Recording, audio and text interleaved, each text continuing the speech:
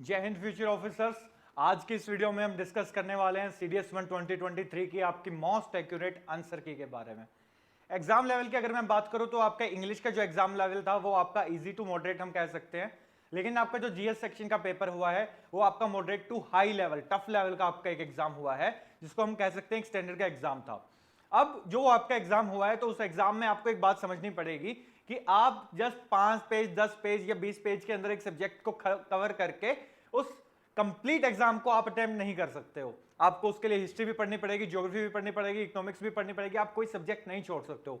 वैसे ही अगर हम इंग्लिश के बारे में बात करें तो पीवाईक्यूज आपका एक बहुत इंपॉर्टेंट रोल प्ले करता है आज के एग्जाम में, कि अगर आपने पीवाईक्यूज को बहुत अच्छे से लगाया होता तो आप इंग्लिश के पेपर को बहुत इजीली कर लेते और जीएस सेक्शन के अंदर भी आपके 8 से 9 क्वेश्चन एज इट इज आपको देखने को मिले थे। तो शुरू करते हैं हमारी आंसर की के बारे में। आप क्या करेंगे, अपने पेपर के अंदर सेक्शन खोल लेंगे वो वाला जो हमने यहाँ पे लगाया हुआ है। हमारे पास सेट ए है यहाँ पे, तो आप वर्ड क्लास का सेक्शन खोल लेंगे। वर्ड क्लास के सेक्शन के अंदर अगर मैं आपके आंसर की बात करूं तो फर्स्ट क्वेश्चन का आपका आंसर है बी, सेकंड आपके क्वेश्चन का आंसर है ए, थर्ड क्वेश्चन का आपका आंसर है बी, फोर्थ क्वेश्चन का आपके क्वेश्चन का आंसर है डी, फिफ्थ का आपका आंसर है ए, सिक्स का आपका आंसर रहेगा बी, सेवेंथ डी, आपका एट्थ क्वेश्चन का आंसर रहेगा सी, नाइन्थ क्वेश्चन और 10th क्वेश्चन की अगर हम बात करें तो इनका आपका आंसर रहेगा D.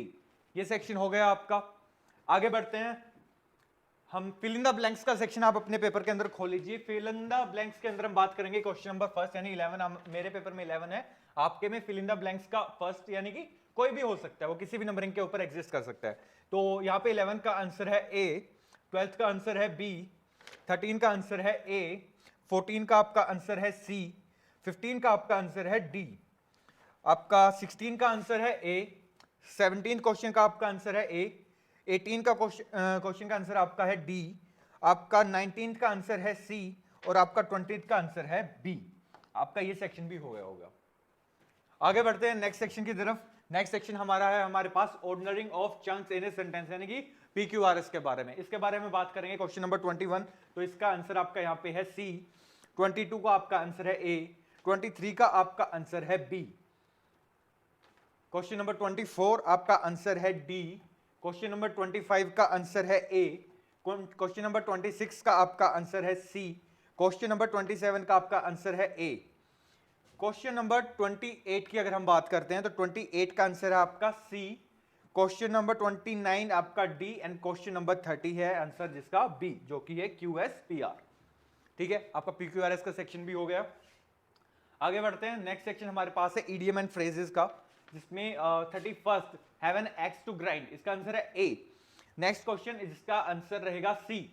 Question number 33 laughing stock, इसका आंसर रहेगा आपका A. Question number 34 pay over the odds, इसका आंसर है D. Question number 35 play to the gallery, इसका आंसर है आपका B. Question number 36 the answer is A. Question number 37 आपका answer रहेगा डी। क्वेश्चन नंबर 38 आपका आंसर रहेगा बी। क्वेश्चन नंबर 39 का आपका आंसर भी बी रहेगा और क्वेश्चन नंबर 40 का आपका आंसर रहेगा सी। ये आपके इडियम ऑफ फ्रेजेस हो गए। अगर आप प्रिपेयर कर रहे हैं सीडीएस 2 2023 के लिए या एनडीए 2 2023 के लिए, तो आप हमारी एकेडमी को, हमारी क्लासेस को ज्वाइन कर सकते हैं। ऑनलाइन और ऑफलाइन दोनों क्लासेस आप लोगों के लिए अवेलेबल है। कहीं पे भी ज्वाइन करने से पहले आपको एक चीज को समझना पड़ेगा कि आपको अगर इस सीडीएस के एग्जाम को क्लियर करना है तो एग्जाम का जो लेवल है वो बढ़ता जा रहा है, तो आपको एक होलिस्टिक अप्रोच के साथ ही आप इस एग्जाम को क्वालिफाई कर पाएंगे। तो आपको सारे सब्जेक्ट्स कवर करने हैं, प्रॉपर वे में टेस्ट सीरीज देनी है, प्रॉपर रिवीजन करनी है। ये सब चीजें होने के बाद ही इस एग्जाम को आप क्लियर कर सकते हैं, क्योंकि हो सकता है कि इंग्लिश का सेक्शन इजी रहा हो, वहीं पे आपका जीएस का सेक्शन बहुत मुश्किल हो गया। लास्ट टाइम आपके होमोनिम्स पैरानिम्स आपके एग्जाम के अंदर पूछ लिए गए थे इंग्लिश में, तो आपके इंग्लिश का मुश्किल हो गया था काफी ज्यादा, वो चीजें काफी जगह पे नहीं पढ़ाई गई थी। लेकिन we promise you that thing कि अगर आप हमें ज्वाइन करते हैं तो आपको सारे सब्जेक्ट कंप्लीटली डिटेल्ड के अंदर पढ़ाए जाएंगे। आपको अगर आप समझते हैं कि आप सिर्फ 20 पेज के या 30 पेज के एक सब्जेक्ट के नोट्स पढ़ के एग्जाम को क्लियर कर सकते हैं, तो वो थोड़ा सा मुश्किल रहेगा। कंटिन्यू करते हैं हम आंसर डिस्कशन की सीरीज को। सो स्पॉटिंग एरर्स का सेक्शन आप अपने पेपर के अंदर खोल लीजिए। स्पॉटिंग एरर में क्वेश्चन नंबर 41 जिसका आंसर रहेगा बी। नेक्स्ट क्वेश्चन उसका आंसर है डी, नो एरर। 42 का नो एरर, 43 का भी नो एरर है, 44 that is C, 44 C. 45 A, 46 A, 47 B, 47 का आंसर है आपका B, 48 आपका आंसर है B, 49 और 50 का आंसर आपका A और D। नेक्स्ट सेक्शन है आपका सिनोनिम्स का। सिनोनिम्स का सेक्शन आप खोल सकते हैं। क्वेश्चन नंबर 51 का आंसर है आपका B। क्वेश्चन नंबर 52 का आंसर है आपका A, that is constant. 53 question number 53 the answer is C। Question number 54 the answer is B। Question number 55 answer is D। Question number 56 the answer is D। Question number 57 the answer is A। Question number 58 the answer is D. Question number 59 the answer is C, and question number 60 the answer is A, mocking। Next section हमारा है ordering of sentence का ही है, that is S1 और S6 का आपका है। तो इसको खोल लीजिए अपने अपने पेपर में। तो इसका आंसर है 61st का आंसर है B, 62nd का आंसर है आपका C, that is RSPQ। Next question पे चलते हैं। क्वेश्चन नंबर 63, क्वेश्चन नंबर 63 का आंसर है आपका B, that is QRPS। Question number 64 इसका आंसर आपका D, RPSQ। Question answer number D. 65 की हम बात करते हैं तो इसका आंसर आपका सी है। और आगे बढ़ते हैं। Question number 66 the answer is A. Question number 67 the answer is C. Question number 68, तो 68 का आपका आंसर है बी। आगे बढ़ते हैं। Question number 69 the answer is C.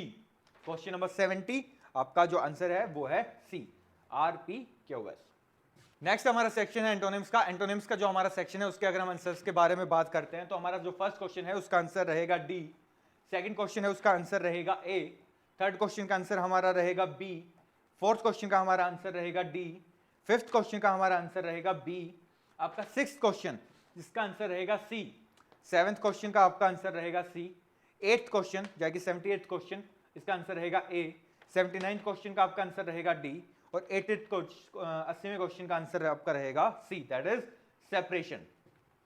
Next section की हम बात करते हैं तो क्वेश्चन नंबर 81, यहाँ पे हमारे क्लोज कंपोजिशन यहाँ पे स्टार्ट हो जाते हैं।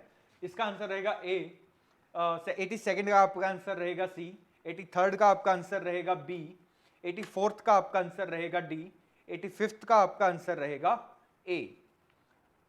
क्वेश्चन नंबर 86 आपका इसका आंसर रहेगा सी।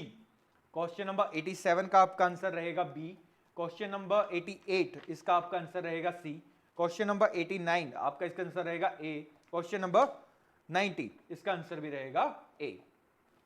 नेक्स्ट सेक्शन की तरफ हम बढ़ते हैं। नेक्स्ट सेक्शन हमारे पास प्रीपोजिशन और डिटरमाइनर्स का। इसमें से एक भी आपका सेक्शन ऐसा नहीं है जो आपका प्रीवियस ईयर क्वेश्चंस में कभी पूछा ना गया हो, एक भी ऐसा कोई सेक्शन नहीं है जो हमने हमारी क्लासेस के अंदर कवर ना किया हो।